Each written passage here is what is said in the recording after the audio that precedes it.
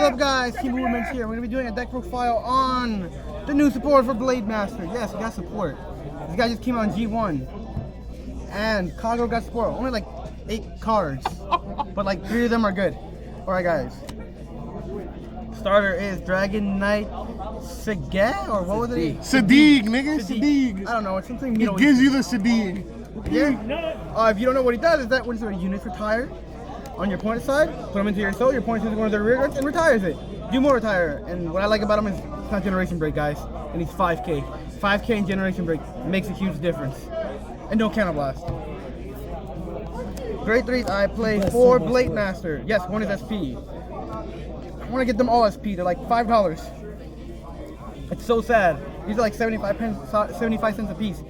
You don't know what he does when you stride over him. Counter blast 1, choose one of your opponent's rear guards, and retire it. So you can blow up anything. Is that Cat Butler? Is that Laurel? Cool. Just for striding, I blew up a problematic card. His other skill is his generation breakthrough skill. When you have more rear guards than your opponent, he gains 5k in a crit. So by himself, unboosted, he's swinging for 16 with a crit.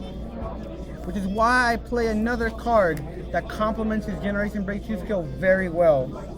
Everyone's favorite break ride, Dauntless Drive Dragon. Fuck this nigga. He's not my favorite. Fuck you. I love this break ride. I love this break ride. You don't know what this break ride does? When you add 4 damage or more, when you ride over him, after attack, your Vanguard gains 10k and a new skill. After your Vanguard attacks a Vanguard, discard 3, restand. So if I have my Generation Break 2 skill, if I already have 2 physical cards in my Gzone, break ride, and I have more rear guards, 26 with a crit, 26 with a crit. That's pretty annoying. Usually with restanding Vanguards, your opponent takes the first one and then guards the second one. But now they're forced to guard both. Grade 2s, I play 2 Twilight Amber Dragons. No, my bad, Twilight Arrow Dragons. They're the Amber clones. You don't know what these guys do? When his unit's boosting, attacks a Vanguard, counter blast 1, retire a unit. And he plays 4. He just happens to have 2 SP. That's why he said 2. Yeah, my bad. My bad. 2 RSP. Why do I have them SP? Because they're cheap. Why not? They're nice. They look. I have one too. It was free. No one plays them. I play 3 Bellicosity. Yes, these are the original ones, the original rares. You don't know, on Vanguard or rear guard, when this unit hits, unflip 1 damage. I counter blast 1, so if I get a free unflip, why not? I like to conserve my damage. I play 2 of the promo Dragonic Arbella. I play it so I can counter blast 1 and pump him up on the break ride turn and make him bigger. That way he'll be 31 unboosted. I don't know. Make some numbers, guys. Numbers.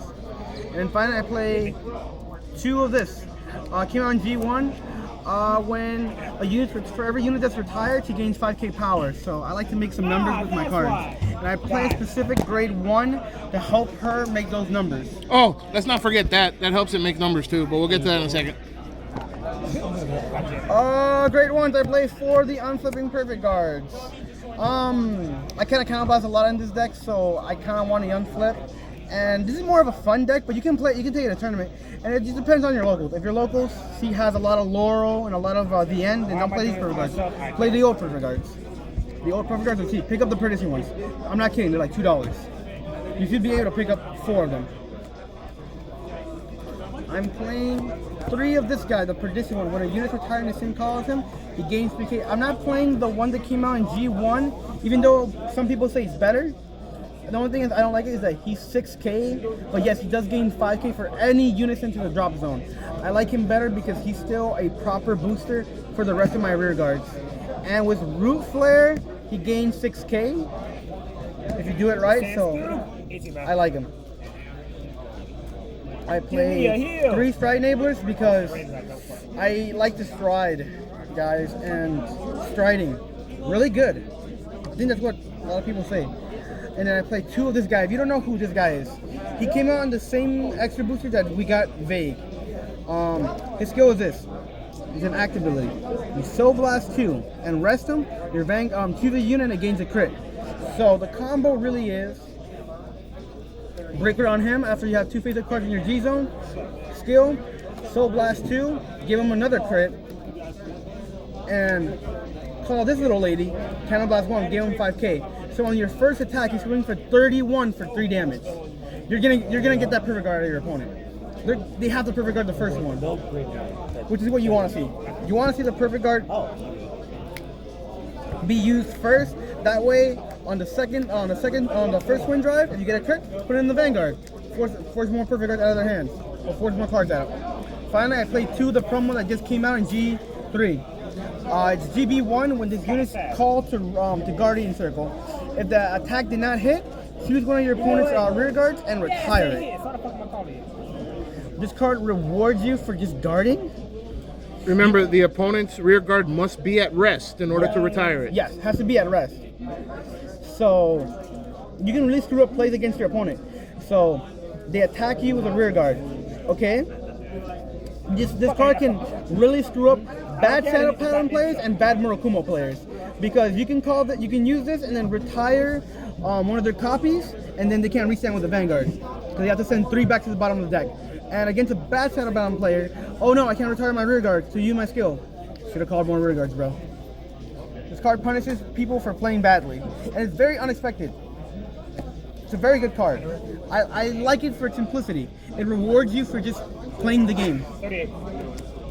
I play 4 draws. I play 3 Gatling Claw because I see them a lot. Best draw trigger in the game's history. Cannabis 1 put me in the soul. I retire one of my opponent's grade 0s. I don't like starters, and then I play one of the Steel Dragon Marlow clones. Skill, put in the soul. Pick a unit, give it 3k power. I do that just so I can make proper numbers with this guy and with the Perdition grade 1.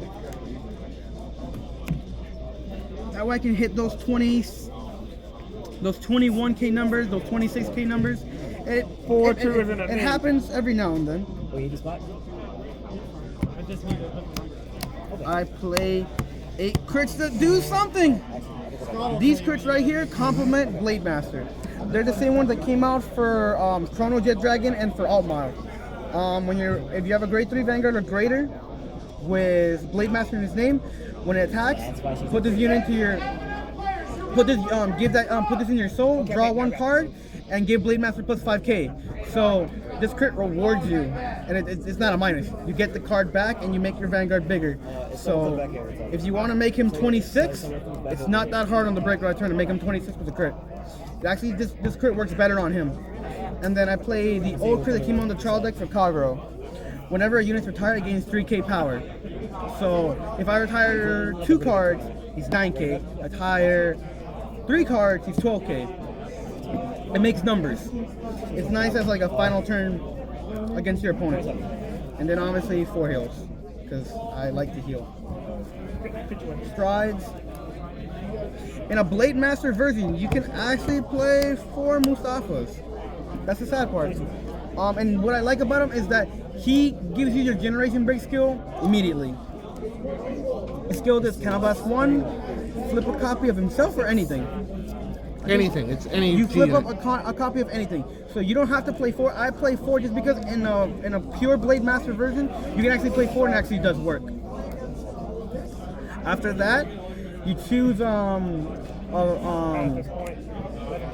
you choose a unit for each Divine Dragon Knight Mustafa in your Gzone, and you get a skill. Whenever this unit attacks, you unflip a damage. That's why I'm playing 4, because that way on the first one, okay, I picked someone, and then on the second one, okay, now I have 3 face up. I choose all my rear guards. Are you gonna guard all of them? No. And finally, 4 Roof Flare. First damage. Roof Flare skill, flip a copy of himself face up. If there's 2 face up cards in your Gzone, retire an entire column. So it gets around cards that have resist. I don't like resist. I want to see Great Nature die. I want to see Aqua Forge die. Not only that, but this combo right here that you see It's numbers. is like stupid numbers. You retire 2 units, okay. So this guy gets +6 and this guy gets +10. That's +16 to a 15k column. That's 31. That's free numbers. That's a free number right there. You could play the other one, the 6k one, and then that would have gained 10k as well. So it would have been 34. 34. But in this situation, it's the 31's the same number. No one really plays crossroads. I like this combo a little bit more, is because, like I said before, guys, it's 7k. I like to see my unit top proper boosters. Alright guys, this Team Movement, and we're signing off.